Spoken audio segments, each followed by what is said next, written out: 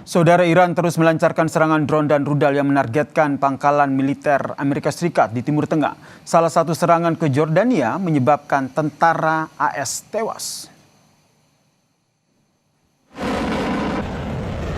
Media pemerintah Iran menyatakan rudal-rudal tersebut diluncurkan secara bergerak untuk menyerang berbagai pangkalan militer AS serta instalasi strategis di negara-negara Teluk termasuk di Kuwait, Bahrain, dan juga Jordania, di mana serangan di Jordania mengakibatkan tentara Amerika Serikat tewas, saudara. Iran menyatakan serangan tersebut merupakan bagian dari gelombang terbaru Operasi Nasar II sebagai aksi balasan atas rentetan serangan udara masif yang diluncurkan oleh Amerika Serikat ke infrastruktur militer dan pesisir Iran.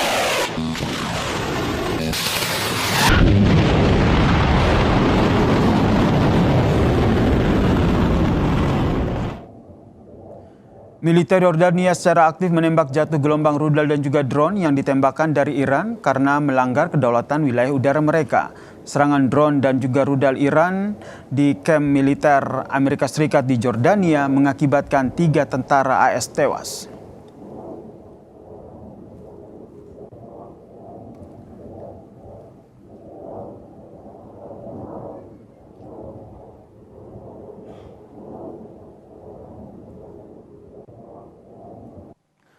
Sementara itu, saudara, militer AS telah melancarkan serangan selama 13 malam berturut-turut ke target militer Iran.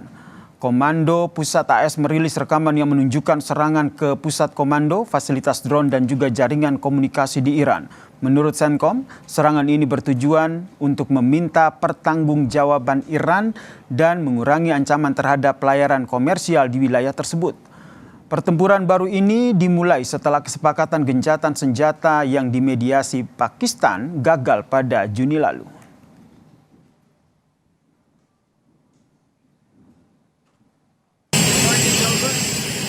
Saat di Gedung Putih, saudara, Presiden Amerika Serikat Donald Trump menyebut militer Iran sudah tidak memiliki apa-apa untuk melakukan perlawanan. Trump mengklaim Iran sudah kehilangan seluruh kapal perang dan juga pesawatnya. They have no military, they have no navy. They had 159 ships, everyone's at the bottom of the sea. They had 212 airplanes, everyone is gone. They have no radar, they have no anti-aircraft, they have no nothing. Other than they're mean and they're smart and they still have some capability. But 4 months ago, trust me, they were much, much stronger, okay? I want to give you the non-fake news.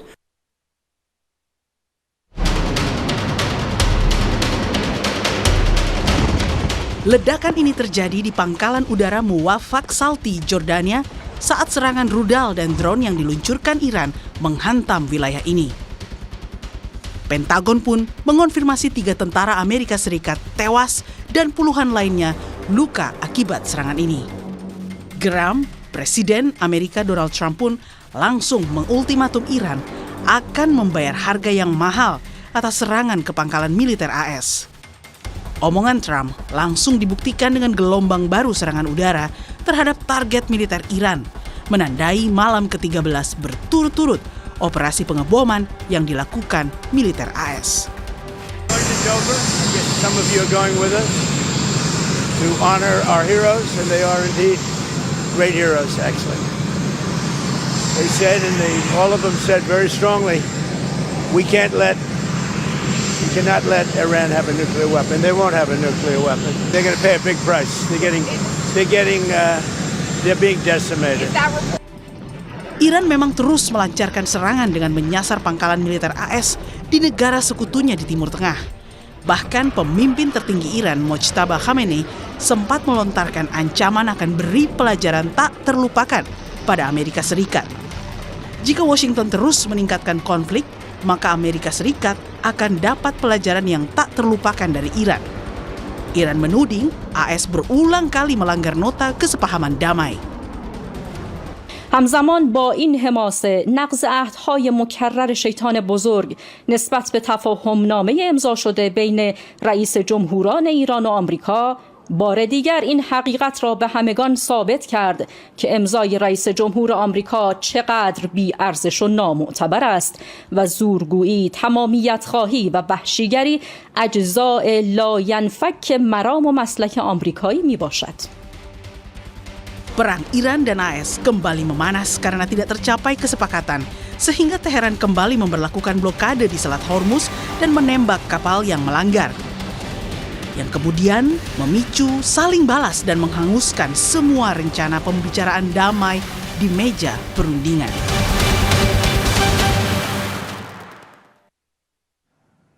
Saudara Presiden Amerika Serikat Donald Trump langsung mengultimatum Iran akan membayar harga yang mahal atas serangan ke pangkalan militer AS di Yordania yang mengakibatkan tentaranya tewas. Di sisi lain, Iran terus meluncurkan serangan udara ke sejumlah pangkalan militer AS di Timur Tengah. Kita bahas bersama dengan dosen ilmu politik Universitas Udayana, Evata Filomeno Borromeo Duarte, dan juga Atase Pertahanan Indonesia di Iran 2009-2012, Maijen Purnawirawan Budi Pramono. Selamat petang semuanya. Selamat petang, Mas. Selamat petang. Saya ke Pak Budi dulu. Kalau kita lihat membaca gaya penyampaian dari Donald Trump, ini bukan pertama kalinya Donald Trump menyampaikan ancaman kepada Iran. Nah, kalau ancaman yang Anda baca kali ini membayar dengan harga mahal ketika ada tentara yang tewas akibat serangan dari Iran, Anda membacanya seperti apa? Iya, Mas, ini adalah anger match. Jadi memang kemarahan yang teramat sangat menggelitik hatinya Trump, karena selama ini mungkin tidak terekspos seberapa jauh dan seberapa besar korban-korban tersebut. Tapi sekali korban ini ternyata ada, ini bagi Trump kan sangat mengganggu, irritating. Kenapa? Karena di dalam negeri pun kan tentunya mau percaya sama Trump sudah agak goyah. Kenapa? Ya karena personelnya sudah ada yang mati.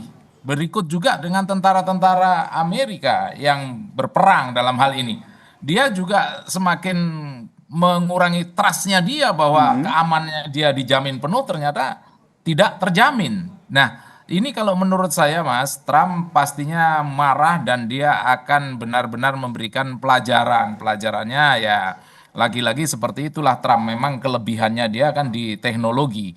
Anggarannya dia saja ratusan miliar dolar sampai triliunan miliar dolar, sedangkan Iran cuman 10 miliar dolar. Artinya apa? Secara logistik memang jauh lebih besar Amerika, secara teknologi jauh lebih besar Amerika. Tapi yang disampaikan oleh Trump dengan mengatakan bahwa they have nothing, gitu kan? Ternyata tidak nothing, Iran masih mempunyai. Terbukti apa? Terbukti bisa melumpuhkan pangkalan-pangkalan Amerika yang ada di negara regional dalam hal ini. Terbukti juga ada pasukan Amerika yang meninggal. Jadi sekali lagi, Mas, ini memang kemarahan yang memuncak menurut saya. Tapi kemarahan yang memuncak pun bukan berarti ini akan menuju serangan darat, Mas. Jadi lagi-lagi iya, ini yang ingin saya tanyakan juga. Ya, psychological warfare biasa. Dia akan perang psikologi. Dan perang psikologi ini yang sebetulnya accustomed to, jadi familiar with. Sudah terbiasa Iran dibeginikan. Sehingga semakin dibegitukan, dia semakin imun untuk menghadapi tekanan-tekanan psikologi seperti itu. Karena kalau kita lihat dari Iran sendiri nampaknya tidak memperdulikan begitu, serangan terus bertubi-tubi dilakukan melalui drone maupun rudalnya. Saya ke Bang Evata, kalau melihat pernyataan Trump kali ini, nanti langkah yang diambil Trump akan meningkatkan eskalasi serangan atau berpikir ulang kembali untuk mengatur strategi dalam perang ini? Ya, strategi dari Amerika Serikat tentu terus terkalibrasi ya. Mereka menghitung dari laporan intelijen yang ada. Memang saat ini kondisi di dalam politik dalam negeri Amerika Serikat cukup mendapatkan sorotan yang tajam ya. Karena ternyata pendukung MAGA itu 1 dari 5 orang itu sudah mengatakan bahwa mereka sama sekali tidak mendukung perang tersebut. Bahkan ada jajak pendapat yang dibuat oleh Fox News juga mengatakan kurang lebih 50% itu sudah menentang ya langkah yang diambil oleh Amerika Serikat. Tetapi Trump tidak kekurangan strategi, dia malah nanti ke depannya akan menetapkan tarif baru ya dari ratusan negara di dunia. Jadi kali ini sekarang kondisinya adalah Donald Trump mencoba semaksimal mungkin untuk mengambil pundi-pundi keuangan dari dunia begitu. Selain dari aset beku yang Donald Trump sendiri mengatakan bahwa setiap satu serangan yang mereka lakukan di Selat Hormuz maka hal itu harus dibayar dari aset beku yang sama ini dibekukan oleh Amerika Serikat. Itu adalah aset Iran gitu. Nah ini kan tanda bahwa sebenarnya Donald Trump juga memainkan satu kondisi perekonomian. Dia menghitung dengan baik ya bagaimana kondisi peperangan hari ini, dan dia berharap bahwa dunia harus menaruh mata ke sana. Akan tetapi kondisi Iran ya kali ini juga sangat serius. Mereka mengatakan bahwa tidak usah membawa mediator tambahan. Kita tahu bahwa ternyata Amerika Serikat mengutus ya atau meminta proposal tambahan, dan hal ini dibawa oleh Perdana Menteri dari Irak yang mengatakan bahwa nanti ke depannya harus ada gencatan senjata. Tapi dari Iran menolak secara total begitu, mengatakan bahwa tidak perlu ada lagi mediator tambahan. Amerika Serikat sangat delusional ya. Amerika Serikat juga tidak mampu memiliki satu etiket baik dalam perundingan jenis apapun. Sehingga Maka, pertemuan antara Iran dan juga Irak, maaf saya potong, kalau kita tahu bahwa ada juga pertemuan antara perwakilan Iran dan juga Irak yang berlangsung, ini menurut Anda juga akan sia-sia dalam upaya negosiasi? Ya, Amerika Serikat berharap agar ada negosiasi yang sangat-sangat bagus dan menguntungkan posisi mereka begitu. Tetapi kondisinya dunia berharap agar ada gencatan senjata. Nah, dalam kondisi seperti itu sudah disampaikan oleh Khalifah juga ya bahwa mereka tidak akan mundur sejengkal pun. Mereka tahu bahwa titik yang paling membuat Amerika panas itu adalah Selat Hormuz. Karena Selat Hormuz kali ini per data hari ini hanya berhasil satu kapal tanker yang lewat begitu. Biasanya ada 15 dan 20 kapal tanker. Ini kan membuat Amerika, wah ini kalau mereka tidak melakukan serangan besar-besaran, maka akan sangat merugikan perekonomian mereka. Harga minyak mereka sudah meledak dan segala sesuatu malah menyulitkan mereka. Saya lihatnya demikian. Nah, ini yang akhirnya menjadi pemicu baru dari Amerika Serikat sehingga Donald Trump pun geram. Kalau dari Pak Budi sendiri melihat setelah menyerang Jordania yang mengakibatkan 3 tentaranya tewas, kira-kira dari Irannya sendiri pertama, apakah alutsista militernya itu masih sanggup untuk menghadapi perang panjang, dan yang kedua, negara mana lagi ataupun negara mana lagi yang nantinya akan disasar oleh Iran di Timur Tengah? Pertanyaan saya ke Pak Budi, pengalaman Anda mengamati langsung bagaimana alutsista dari Iran selama bertugas di sana. Iran sendiri sebenarnya yang terus meluncurkan gelombang serangan rudal ke pangkalan AS, seberapa besar sih sebenarnya kapasitas cadangan persenjataan mereka untuk melayani perang jangka panjang ini, Pak Budi? Ya, berbicara perang jangka panjang, berarti ini the power of endurance. Inilah Mas yang sebetulnya kelebihan dari Iran. Sebetulnya momen kritikal yang membuat Amerika atau dalam hal ini Trump ini marah dan benar-benar anger. Kenapa sih? Karena kemampuan Iran yang sampai sekarang tidak bisa diselesaikan sama Amerika. Pertama, tentang perang asimetris, katakanlah seperti itu. Bagaimana hebatnya Iran ya tidak meremut memang, karena apa? Karena mereka semuanya ini adalah strategic alignment with operational autonomy. Siapa itu? Ya orang-orang yang jadi proksinya dia. Coba bagaimana dengan Hizbullah? Dia bisa bergerak seperti itu di Lebanon. Kemudian menyusul bagaimana dengan Houthi di Yaman dengan keberadaan El Mandeb, the second Hormuz yang ada di El Mandeb. Ini kan adalah kegiatan-kegiatan yang masih bagi Amerika gangguan terbesar bagi dia. Kemudian kenapa Amerika marah? Dia sadar bahwa di Iran ini arsenalnya kayak rudalnya Iran yang masih ribuan dalam hal ini. Kemudian rudal itu ditanam di dalam lorong-lorong dan di bawah gunung yang ini peluncurnya nggak akan kelihatan. Kenapa? Karena geographically ini memang menang bagi Iran. Dan yang ketiga Mas, kalau menurut saya yang buat Amerika ini memang nggak habis pikir dalam hal ini, have no strategy or have no tactics anymore. Kenapa? Karena sampai sekarang Iran masih diakui mampu mengunci Hormuz. Nah, sedangkan kalau sudah berbicara Hormuz, ini kan berarti berbicara international global security. Dan ini adalah titik yang sangat membuat Amerika itu meradang. Memang kita sadar Mas, kalau secara teknologi memang ya kalahlah Iran konvensional.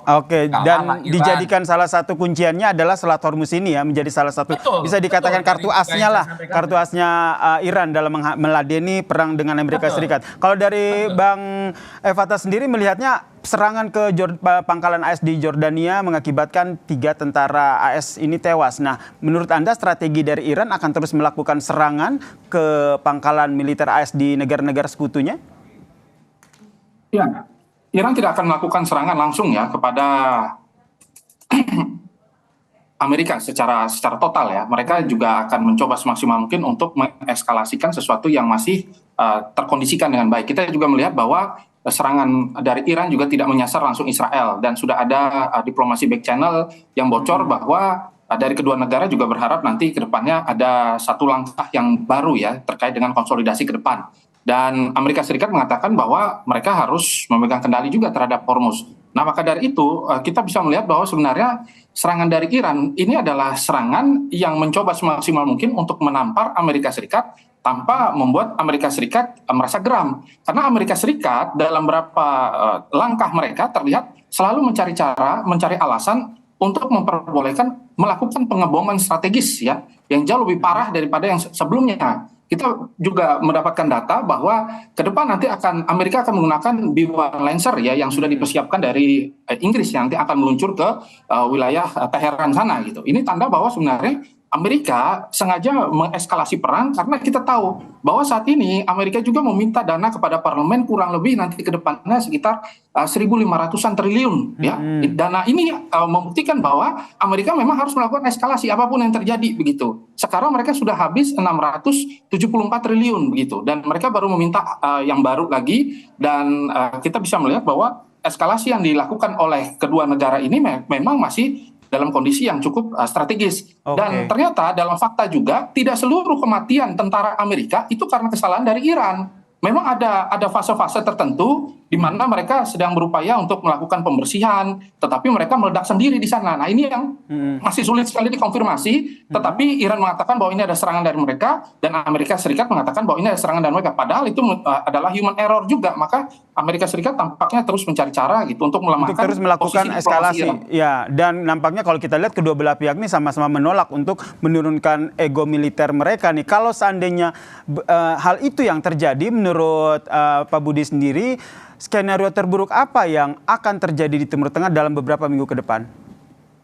Skenario terburuk adalah saya melihat ini negara-negara yang di Timur Tengah ini, apabila dia memang benar-benar tidak merasa aman dengan keberadaan Amerika, walaupun Amerika sudah menawarkan untuk katakanlah nuklir for peace ya ke Saudi, ini kan adu politik bagaimana caranya bahwa kekuatan yang ada di Middle East ini tidak hanya Iran, dan dipasanglah di sana Saudi sehingga bisa untuk mengimbangi Iran. Ini salah satu perkembangan di mana ini situasi di Teluk tidak semakin bagus, bukan hanya hedging Saudi sekarang terhadap Cina dan lain sebagainya, tapi dia sudah di welcome sama Amerika untuk membuat nuklir. Nah, ini menurut saya skenario yang terburuk yang akan terjadi apabila ini negara-negara Teluk ini kan pada dasarnya tidak merasa perang sendiri-sendiri. Dia perang itu tidak mau dia terlibat dalam hal ini.